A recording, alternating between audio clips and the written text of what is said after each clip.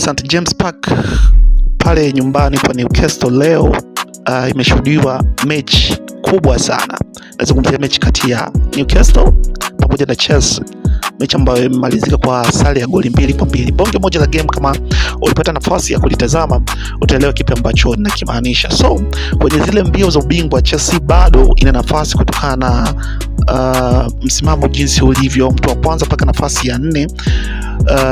Unaona kabisa lile gap la pointi bado lipo. So mechi pia ambayo inasubiriwa ni kati ya Tottenham pamoja na Liverpool. Bonge moja la game ambalo pia watu wanalisubiri kwa hamu, mechi ya leo ya EPL, lakini pia mechi ya Everton pamoja na Arsenal ambao wanataka kushinda ili warudi kwenye msimamo juu kabisa ya EPL, ambapo mpaka sasa hivi Man City ndio wanaongoza ligi ya EPL. Yani watu wameshatolewa kabla ya Christmas.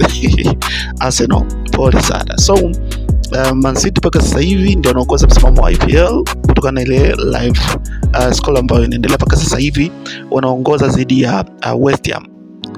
Itaeleweka hapo baadaye endapo Arsenal atashinda dhidi ya Everton na kurudi pale kileleni. So unaweza kuona kwamba EPL sio ligi rahisi kama vile watu wanavyotarajia. Yani timu yako unaweza kupanga hivi ikaja vile, lakini it is good news kwa Chelsea kwa sababu hii sare ya goli 2-2 at least inaongeza motisha kwa wachezaji na kuona kipi ambacho wanaendelea kukipambania msimu huu. Hapa ni Abu Town TZ, endelea kusalia nasi kwa taarifa zaidi na zaidi.